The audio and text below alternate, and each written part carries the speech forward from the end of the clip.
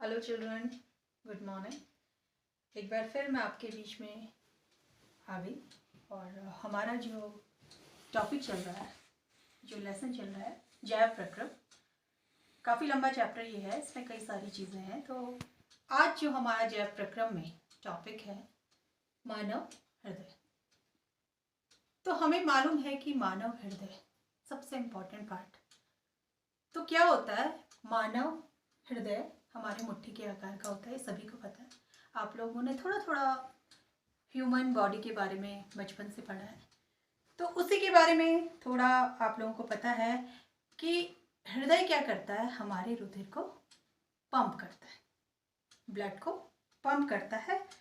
और सारे शरीर में रुधिर का परिसंचरण कौन करता है?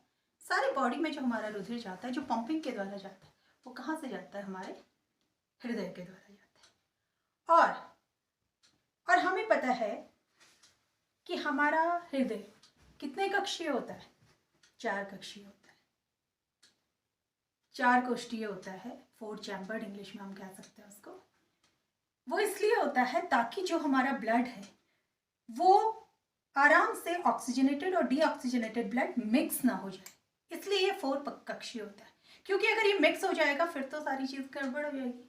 तो इसलिए जो नेचर ने बनाया है ह्यूमन का या फिर मैमल्स का या फिर, तो ये 4 कक्षीय हमारा हृदय होता है।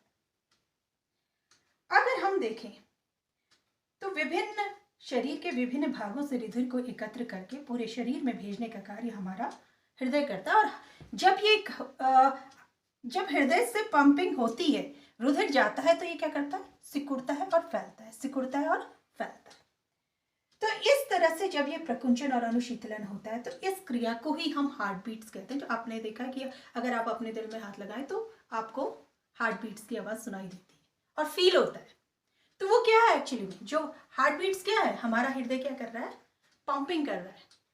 वो फैल रहा है, सिकुड़ रहा है, फैल रहा है, सिकुड़ रहा है। सिंपल सा इसका एक फंडा है ये। उसके बाद अगर हम देखें तो हमारा जो हृदय स्पंदन के लिए हृदय में विशिष्ट हृदय पेशियां से बना संवहन तंत्र होता है और हृदय स्पंदन की प्रेरणा को पूरे हृदय में ये पहुंचाता है। अगर हम बात करें स्तनधारियों में, अगर हम हृदय का दाहिना भाग देखें, आप यहाँ डायग्राम में देख सकते हैं, तो दाएं भाग का कार्य दायां हृदय से शरीर के आए हुए ऑक्सीजन विहीन रक्त को ये क्या करता है? दाएं अलिंद में एकत्र किया। आप देख सकते हैं कि दाएं अलिंद में क्या करता है? ये इसको एकत्रित करता है और उसके बाद ये दाएं निलय में होकर फेफड़ों में इसको पंपिंग करता है। यहां से आता है ऑक्सीजन विहीन रक्त, फिर ये दाएं यहां से, फिर ये यहां आता है, उसके बाद ये फेफड़ों में चला जाता है ताकि कार्बन डाइऑक्साइड को मुक्त करके हम क्या हो सके? ऑक्सीजन को एकत्रित किया जा सके, ताकि ऑक्सीजन को इकट्ठे करके हम पूरे हृदय हमारे पूरे बॉडी में इसको भेज सके। इसका मेन फंक्शन ये है। अब अगर हम अपने बायां भाग देखें तो बाएं भाग में हम देखते हैं कि ऑक्सीजन युक्त रक्त को बाएं अलिंद में एकत्र करके बाएं अलिंद से रक्त कहाँ आता है? बाएं निलय में ही आ जाता है। ठीक हो गया? तो इसके माध्यम से फिर यहां से क्या होता है? हमारे ऑक्सीजनेटेड ब्लड पूरे शरीर में पंपिंग इसकी यहां से होती है। और दोनों ओर निचले निलय और ऊपरी आलिंद, निचला निलय और ऊपरी आलिंद की बात अगर हम करें तो ये अधिक मोटे और प्रबल होते हैं। अगर हम आलिंद की अपेक्षा निलय को देखें तो निलय की जो भित्ति होती है वो मोटी होती है, क्योंकि इसको पूरे शरीर में रुधिर को भेजना होता है। तो इसकी जो भित्ति होती है वो कैसी होती है? मोटी होती है। और अधिक रक्तचाप से, क्योंकि ज्यादा फोर्स के साथ निलय को क्या होता है? फोर्स के साथ ब्लड को अगर इसको भेजना होता है, तो अगर इसकी भित्ति पतली होगी तो ये फट जाएगी। तो इसलिए इसकी भित्ति क्या होती है? मोटी होती है, क्योंकि बहुत फोर्स के साथ इसको ब्लड को भेजना होता है। और जो हृदय में हमारे उपस्थित वाल्व होते हैं वो क्या करते हैं? रुधिर प्रवाह को उल्टी दिशा में रोकना सुनिश्चित करते हैं, ताकि वो उल्टी दिशा में ना जाए। तो रक्त क्या करता है? हमारा दाएं अलिंद से शुरू होकर मध्य से दाएं अलिंद में प्रवाहित होता है और यहां से ये हमारी धमनी के माध्यम से फेफड़ों में क्या हो जाती है, प्रवाहित हो जाती है। यहां से ये प्रवाहित हो जाती है, फिर वहां से ये बाएं अलिंद में क्या हो जाती है, लौट जाती है और फिर बाएं निलय में ये जाता है, जहां से अर्धचंद्राकार कपाट के माध्यम से महाधमनी में क्या किया जाता है, ये पंप किया जाता है। ठीक हो गया।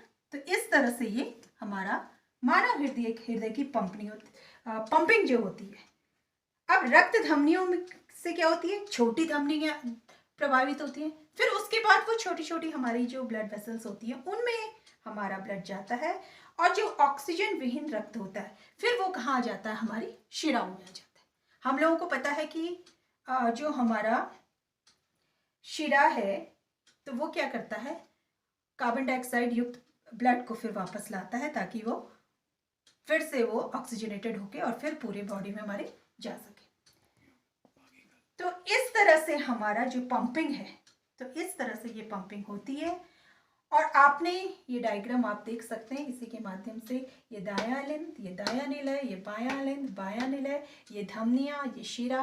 और हमें पता है कि धमनियां क्या करती हैं, ऑक्सीजनेटेड ब्लड ले जाती हैं और शिराएं क्या करती है, डीऑक्सीजनेटेड ब्लड, यानी कि जो हमारा कार्बन डाइऑक्साइड युक्त ब्लड है वो वापस शुद्धिकरण के लिए यहाँ पे आती है। तो ये पूरा सिस्टम ऐसे चलता है और वापस हमारा जो ये हृदय है पूरे शरीर में ब्लड की पंपिंग करता है।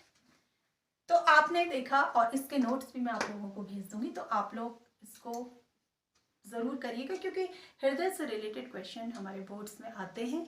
और इसका वैसे भी आप लोगों को ये चीज़ आनी चाहिए कि हृदय हमारा कैसे करता है, कैसे पंपिंग होती है, कैसे ब्लड पूरे शरीर में हमारा जाता है। तो आज के लिए बस इतना सा टॉपिक हम आपके लिए लेंगे और कल फिर से हम एक नए टॉपिक के साथ, या आने वाला जो भी टॉपिक लगेगा कि आपको मैं बताऊं, तो फिर से आपके बीच में आऊँगी। Stay safe, stay home. Thank you.